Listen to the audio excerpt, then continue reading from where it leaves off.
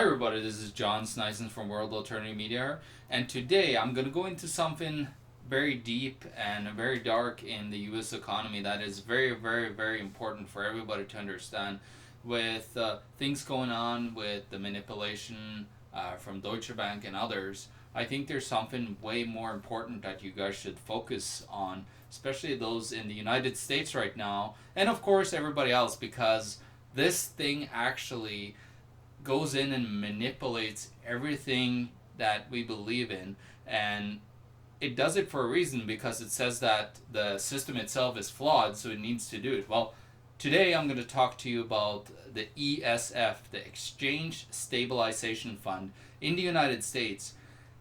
I want to just now go quickly into the history and the creation of the ESF and see how that actually happened. Now, the ESF was created by the Roosevelt administration in 1933 after they took the U.S. off the gold standard. And what they did and how they created this Exchange Stabilization Fund is they took the gold from the people in the United States, they stole it from them at $20.67 an ounce. Now what happened is they devalued the dollar, and then they had the new value of the gold was about $35 per ounce, the new official value, which was clearly not a good price in the first place. Now what happened was they took this money, it was $2 billion worth of gold, and they actually held it in the Exchange Stabilization Fund. That's how it all was created. Now the ESF was thus conclusively modeled on the Britain's Exchange Equalization Fund, the EEA, which had been instituted in 1932. The relevant portion of the proposed act read. Now, in Section 10, it says, for the purpose of stabilizing and exchanging value of the dollar, the Secretary of Treasury, directly or through the agencies as he may designate, is authorized for the account of the fund established in this section to deal in gold and foreign exchange and such other instruments of credit or securities as he deems necessary to carry out purpose of this section. An annual audit of such funds shall be made and a report thereof submitted to the President. Now, President Roosevelt proposed the bill to Congress in 15th of January, and the Congress had amended and passed the measure by January 30th. Several aspects of this legislative history are worth elaborating on. First, the Republican minority challenged the wisdom of granting the Secretary exclusive control over the new fund. The minority report of the House Committee on Coinage, Rates, and Measures, written by two of the four Republican members, addresses the matter as follows. We believe that it is wise and practical to level our most strenuous operation towards provisioning in bill which we believe are most dangerous and are contrary to the traditional American government and are economically unsound. The section which contains the provisions is Section 10. This draft section, in fact, means that the Secretary of Treasury shall be under no obligation to comply with general laws of the United States in handling of this fund. So that there you go. Very interesting how the Secretary of Treasury had unlimited power basically to manipulate this fund from 1934 when it got instated in January. Now, when it comes to the further process of what happened is that they really wanted to create this, and I'll go into why the comparison between the British EEA fund that was created very simultaneously. It seems like almost they created it because they were going off the gold standard, so they knew that the gold fundamentals, the real fundamentals of gold, was gonna not apply anymore, and they knew that the fiat currency, which was gold backed, they called it gold backed, very very little gold that backed the actual paper currency. And of course, they do this all over history and time. And what you saw is a total deliberated move away from the fiat currency, and they knew what they were doing, these guys. So I'll read here. While supporting the creation of the ESF, the minority proposed that it be under control of a 5-person board consisting of the president, treasurer, secretary, the governor of the Federal Reserve Board, and 2 additional nominated members by the president and confirmed by the Senate. They noted that the British EEA was controlled by 3-person board. So they said, it's not a dictatorial structure because you have 5 oligarchs sitting there and making decisions instead of 1 tyrant. Now, the secretary's control of the new fund subjected only to the president's approval. So they kind of pushed a little bit back, but of course the president and the secretary could do whatever they want. Was thus intensely debated and ultimately accepted by Congress. The second major piece of the original legislative history concerns the sunset provision.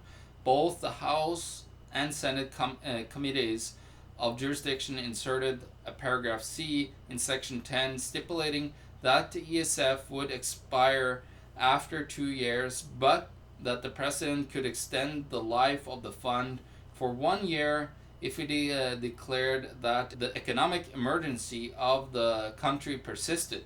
Very interesting. So there's been an economic emergency since 1934 in the United States of America. Now, as the fund started to do its work, which was basically manipulating the markets, the first intervention in the foreign currency markets happened actually very fast in September 5th, 1934, supporting the dollar against the French franc because of what happened in France during that time.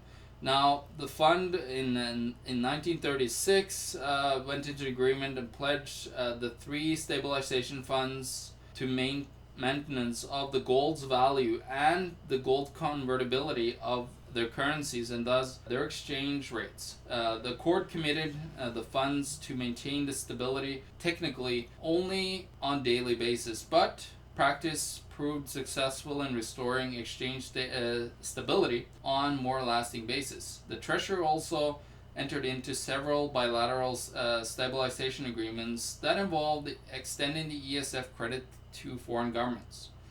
From its creation until 1945, the ESF opened and subsequently closed 12 lines of credit, 4 of which were in Mexico, including the first, which was in January 1936.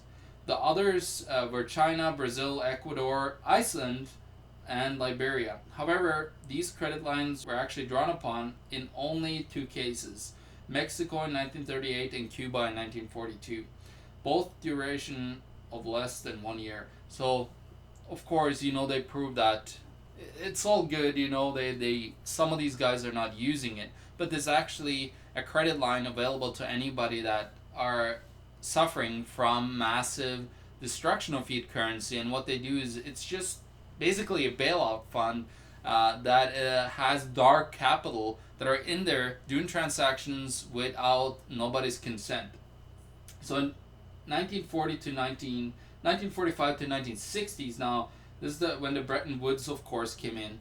And during the planning for the International Monetary Fund regime to follow the World War II, both Harry Dexter White and John Maynard Keynes were influenced by experience with the respective stabilization funds and the tripartite monetary agreement. Various versions of White's plan labeled proposed multilateral institutions the United Nations Stabilization Fund, International Stabilization Fund, or simply Stabilization Fund. Now, this is actually the names of what became the International Monetary Fund. So they were working on creating an exchange stabilization fund, basically, but that's what the IMF is today. And nobody even talks about it, how it is a manipulated fund that basically bails out countries. Now, there's a whole bunch of other dark and deep corruption in it as well that we're not going to go into in this video. Now, the Bretton Woods Agreement Act accordingly stipulated that $1.8 billion, which had been held in the form of gold since the inception of the account, so this is the $2 billion that they stole from the US population, not used in foreign exchange operations or credit agreements be transferred from the ESF as a part of the $2.75 billion quota payment to the IMF. So, literally, the gold that they stole from the population is how they created a world manipulative central bank, the IMF. They used it, they stole the people's money, and then they used it to create a world government organization, a monetary organization. In conjunction with those agreements, the Treasury entered into 13 agreements, mostly with Mexico, of which only 3 or 4 were drawn upon, to window dress reserves and supplement IMF loans. Marshall Plan were implemented to restore Europe's economic health. The Britain signed in December 1945 took the form of U.S. credit in the amount of $3.75 billion authorized by the Congress. The Gardner in 1980. Congress authorized the Marshall Plan in April 1948 and appropriated a total of $13 billion over subsequent years. Now, in the 60s, there wasn't too much happening, but I'll tell you the active management of the ESF dates from early 60s. The period since then divisible into 3 sub-periods defined by the policy of challenges of the decade. Defenses of the fixed monetary rate regime during the 60s, which ended up with the creation of a full fiat currency when the whole gold system that they fractionalized actually collapsed in on itself. And then, of course, the number 2 is the transition from the flexible rate regime during the 70s, which is, creating the fiat currency, paper backed by nothing, and then 3, the dollar fluctuations and debt crisis of the 80s through the Mexican peso crisis in 1994-1995. So here you go. Like, this is how the fund has been used to manipulate these 3 things. They knew that the system was failed, but they used the fund in order to hidden, without anybody's consent, manipulating markets. And then, of course, now there's massive amounts of fraud and deliberate manipulation by the banksters themselves. Now, nobody's talking about this, the underlying governmental slash, of course, some of that gold. It's not known if it's actually the government that runs this or if it's actually the Federal Reserve and the private bankster that runs the ESF, but we'll go into a little bit deeper here. Just talk about some more interventions. The defense of the dollar included support of for the pound sterling, which involved loans to the United Kingdom government by the ESF in 1967 and 1968.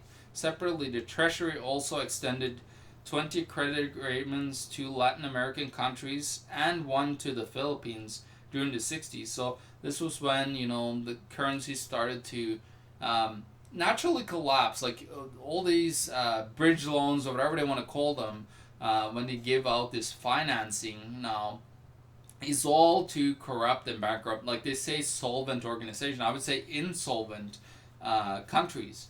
Now, in 1964, the Treasury used the ESF resources to acquire a house worth $150,000 to be used by the financial attaché stationed in Tokyo. News of this actually got out there, and then the Government Accountability Office, funny name for a government organization, actually wanted to look into what's went on with the ISF. So what I'm going to do is I'm going to go into what they've been into in these 2 reports here.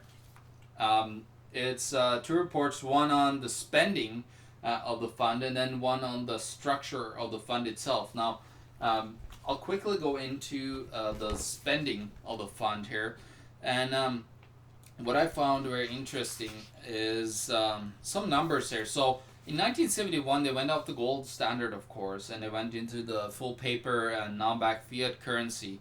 Now, from 1972 to 1976, which is right after that happened, they had 394 staff, which is quite intense. But then by 1976, only 4 years, they managed to now have 575 staffers already. So that's almost 200 more staffers, about a third increase in staffing. And what's interesting is that it went from expenditures of $9.55 million to 17.120. Now, of course, there was a lot of salaries that went out. The over $10 million was in salaries, and then of course reimbursement to the Federal Reserve banks, which they work in comparison with, and we're going to go deeper into that right away.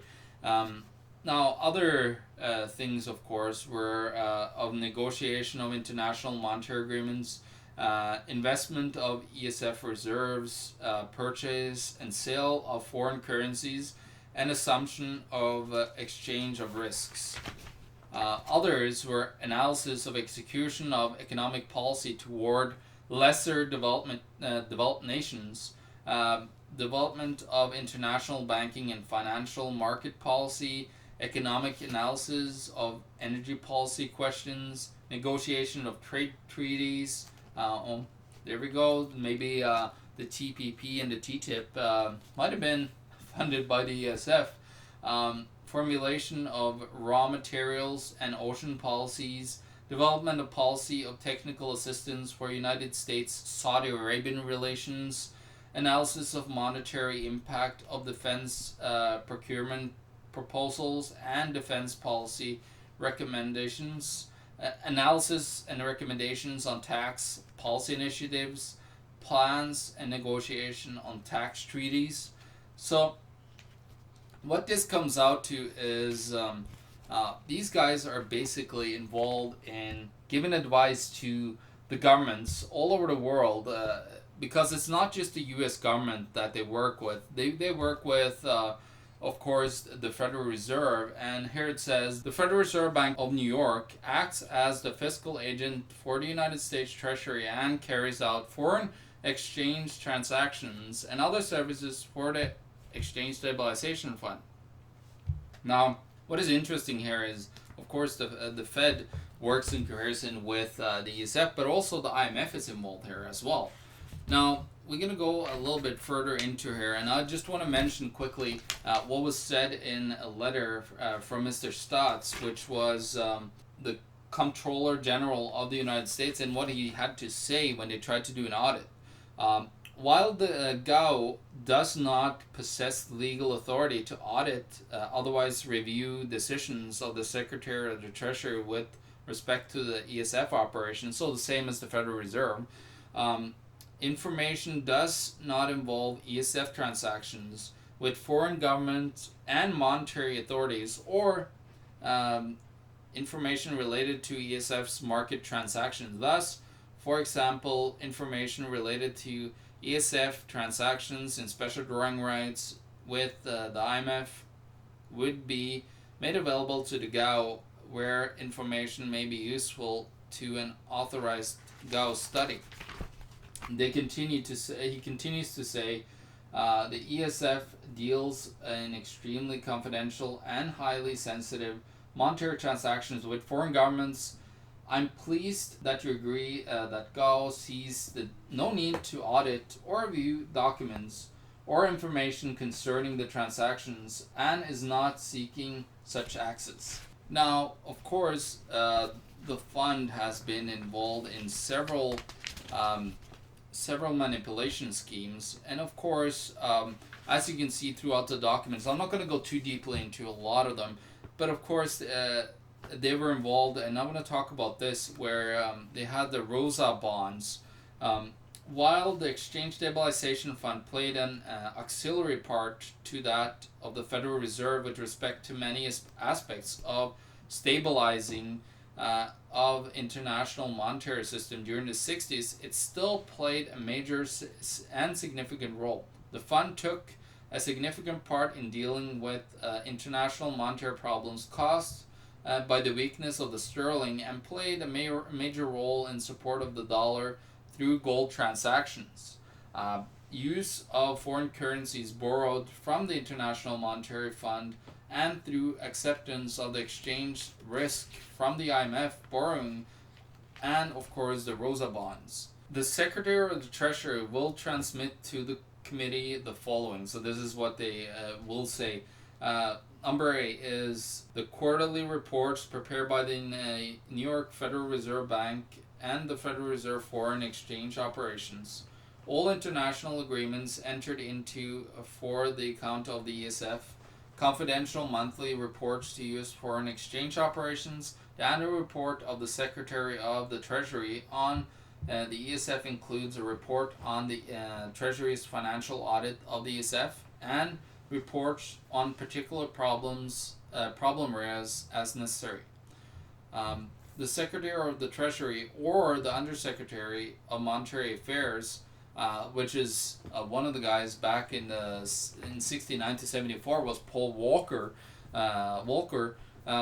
What he did, of course, is being involved in all of this, and he knows very well about this. And if you're out there, Paul Walker, and for some reason you managed to watch this video, we're on to some of your scheme. You might be the good guy today talking about how we need gold and how gold is good and everything, but you're very well aware of the dark secrets that you hold with the ESF and what you pledge to. Now, oversight and hearings would be held on regular basis, for example, annually, which the Secretary of the Treasury would prepare a report assessing operations of the international monetary system during the previous 12-month period, including the following items: the world balance of payment situation, official balance of payments financing provided bilaterally by the U.S. through the multilateral channels, by government and full extent that information is available to the United States, exchange market intervention by the U.S., movements in exchange rates, competitor rates of growth, inflation in the U.S. and foreign economies, changes in the exchange control and trade restrictions imposed by the IMF's country members. Okay, so right now I'm going to talk about the structure of the Exchange Stabilization Fund, and I might get in trouble for talking about it. Actually, for this book, they have official business use only, penalty for private use, because we private peasants are not entitled to this information, and of course it's a $300 fine. So if the U.S. government wants to come after me for exploiting how the Exchange Stabilization Fund, go ahead. I'm not really afraid of you guys, because what you guys are doing is illegal, and it's against the people in the U.S.'s constitution, and you're depriving them of their rights by doing this. So what I'm going to go into quickly here is how they are structured and how they actually work to manipulate markets around the world.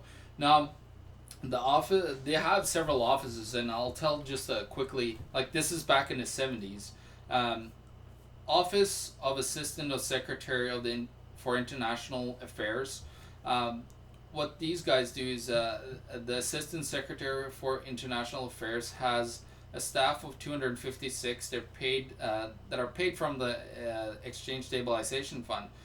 His immediate office has a staff of 35, which administers monetary and international affairs, developing nations' finance, and research and planning for operational groups.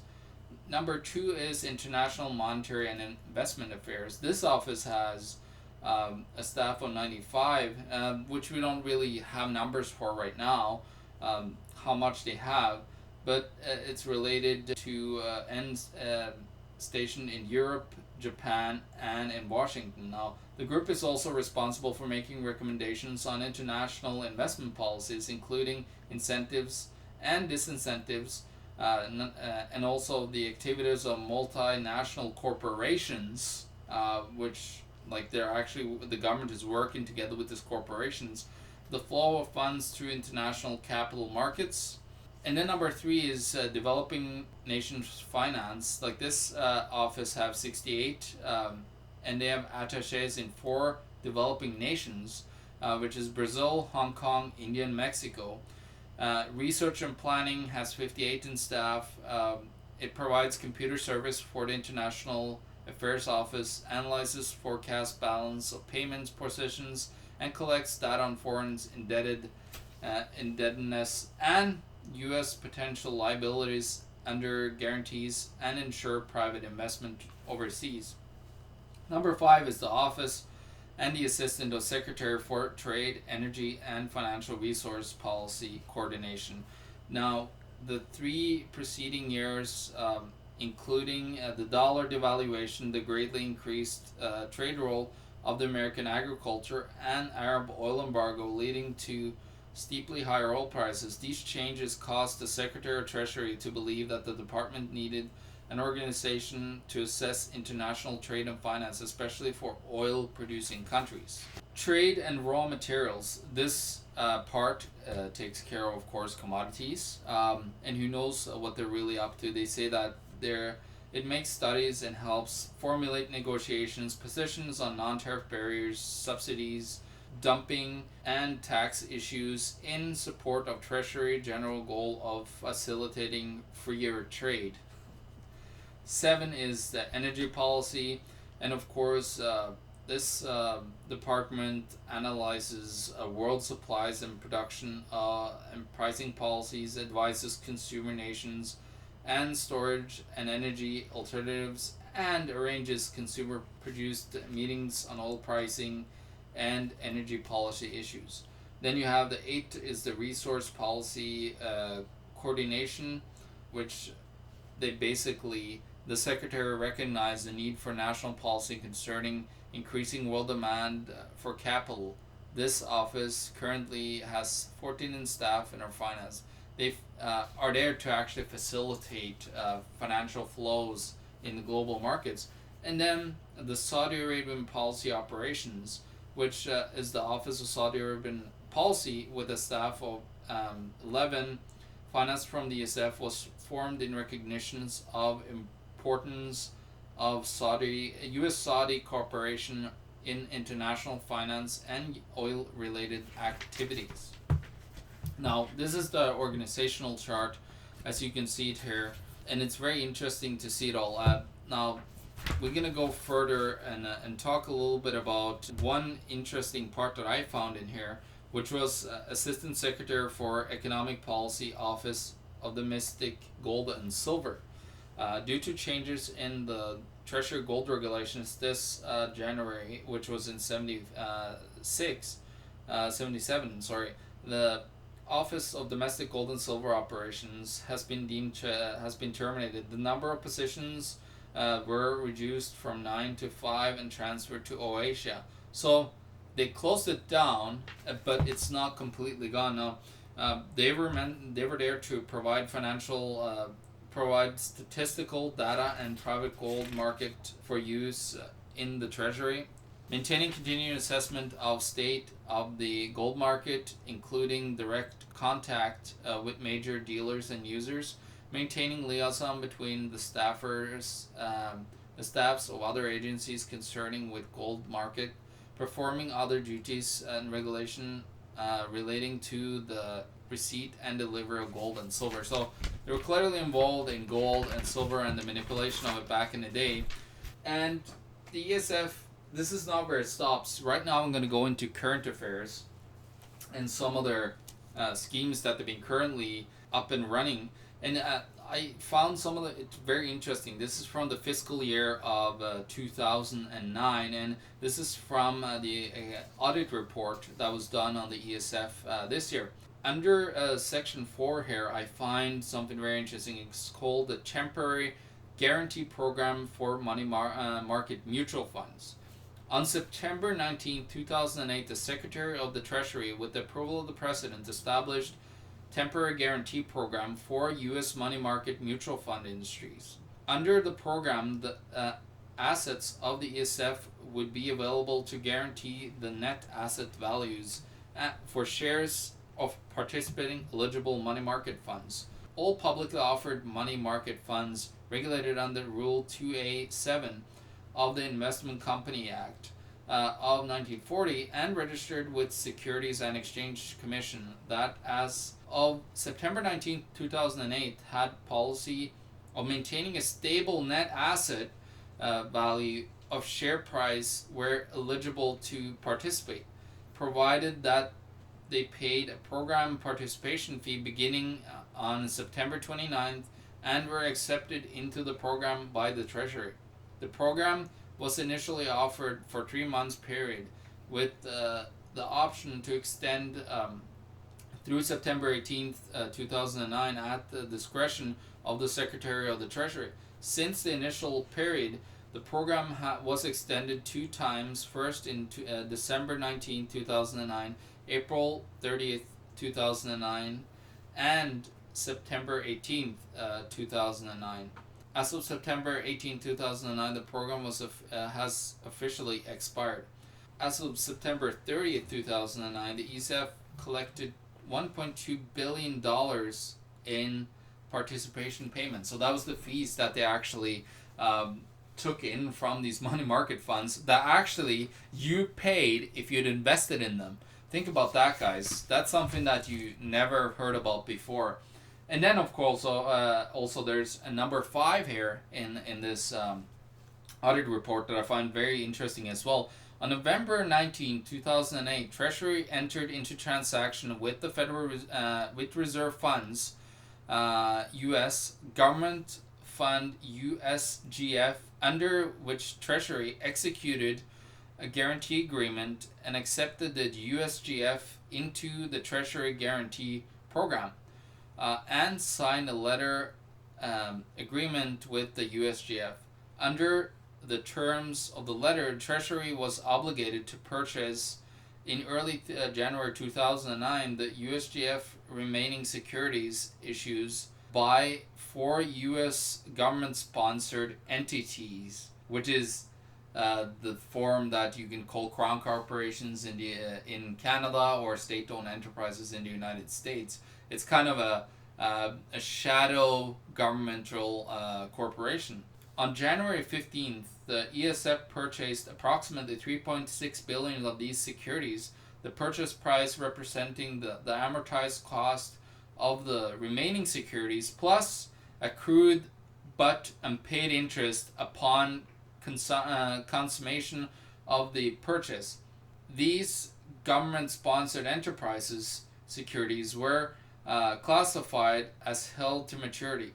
As of the end of fiscal year 2009, when this report is, $1.1 billion of these securities remain outstanding. Then there's a couple more. There's under Note 10 in this document, under Section B, Exchange Stabilization Agreements. And of course, this is an interesting part where they have, in 1994, the Treasury, and this is how, in 1995, Mexico was intervened with during NAFTA.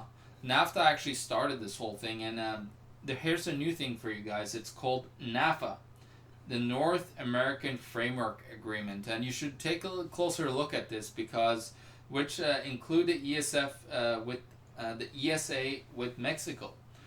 The Treasury Department has a standing swap line for $3 billion with Mexico under NAFA and its implementing ESA.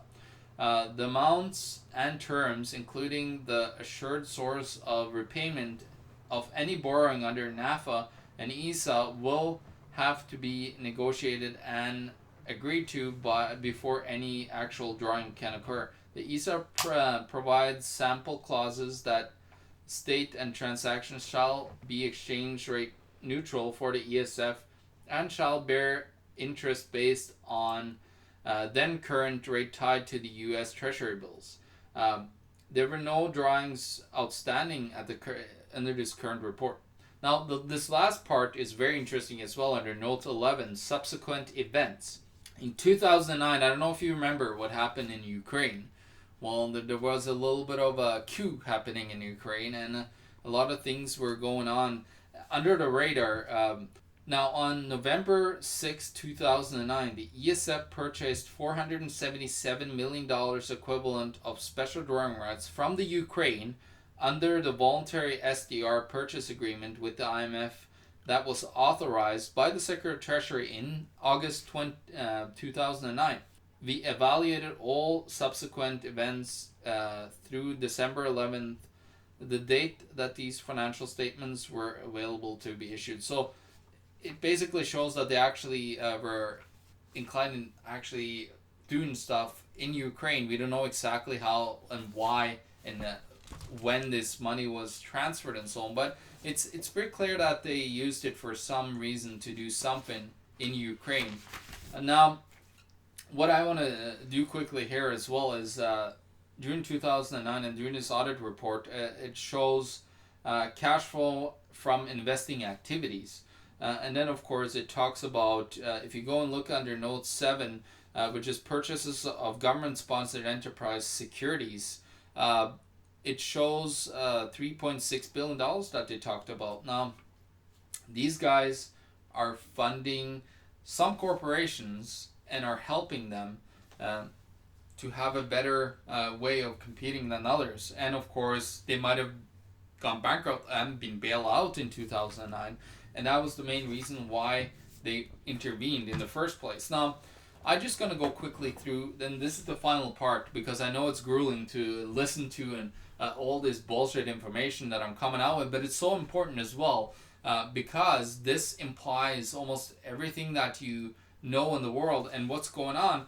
Now, I just took a look at some interesting parts here, which was the current, it's called the Exchange Stabilization Fund Statement of Financial Position. And this was from December 31st, 2010. Now, I looked at the next one in that I could find for November 30th, 2013. And what I found was $1.5 billion sold worth of European euros, $2 billion in U.S. government securities were purchased, and then they sold $2 billion of yen. So it's very interesting how this all works, and they say that, oh, well, they're not really doing anything anymore. Well, here you go. In 2013, they actually exchanged value at that time. Now, for the next one, which was in December 31st, 2014, I saw like they bought $1.27 billion worth of European bonds again. They sold 800 million yens. They purchased $3 billion in new SDR allocations. So it's clearly that they're moving money around and doing things here with everything. And the next one is for the 31st of August 2015. Now they purchased $1.5 billion from the last report of SDRs again. So they're clearly moving money around, and they're saying that they're not doing anything. But of course, we can't see those transactions because they're confidential by the U.S. government. Now all this that you heard here, all this comes out, and of course, people like GATA have been also looking at how the ESF have been manipulating gold markets through their different transactions. Now there's not too much that I am going to go into that report, because this was the report about the ESF in itself. But it's a very interesting report that we're going to show a link to and just show the first part of the report, which is called an examination of evidence indicating Exchange Stabilization Fund and the Federal Reserve gold market and potential manipulation. So that is it for this report. What I want to finish this off with is this ESF, the Exchange Stabilization Fund, is doing things that are almost darker capital than the CIA flows of money worldwide. And what you need to do is you need to go and research the ESF and bring it up to during the current presidential campaign. I think it's very important that you actually push this to all of your governors, everybody in local state legislation, in the governors in your own government, in the federal government, and you need to push this report or all the information that you can find on the Exchange Stabilization Fund and see and tell them we need to abolish the Exchange Stabilization Fund, we need to abolish the Federal Reserve, and we need to abolish the International Monetary Fund, because all that they're doing is they're manipulating a failed system. They say it in their own books. They say it's a system that is not working properly and it's about to break apart. But the reason why we're manipulating it is because it's not working properly. So we're going to prop it up as long as we can until the whole system comes down, and the whole thing about the emperor has no clothes will come out, and suddenly the US will be naked, and all their scams over the last 100 years of monetary manipulation through the Federal Reserve in the 1913, the ESF in the 1930s, and then the IMF in the 1960s. It's time to stop it. It's time to expose all of this dark capital moving around, manipulating things while they come after the banks. And I hate bankers and I hate their manipulation because they're all behind this whole thing through the Federal Reserve. We need to stop them. We need to expose every single fraudulent move that they're doing. And it's unconstitutional. It's unconstitutional in the United States that they move money around without the consent of Congress in the first place. So let's stop this insanity and let's free up the markets in a real free way, not the way that they portray free trade to the TPP and the TTIP and all these other free trade agreements. It's time to free up the markets. It's time to start moving out of the US dollar system and the yuan system and the Norwegian krona system and the Canadian dollar system and move to other things that we can get around this central control and end it all before it's too late and before we will become enslaved forever. This is John Sneisen signing out from World Alternative Media. Find the truth, be the change.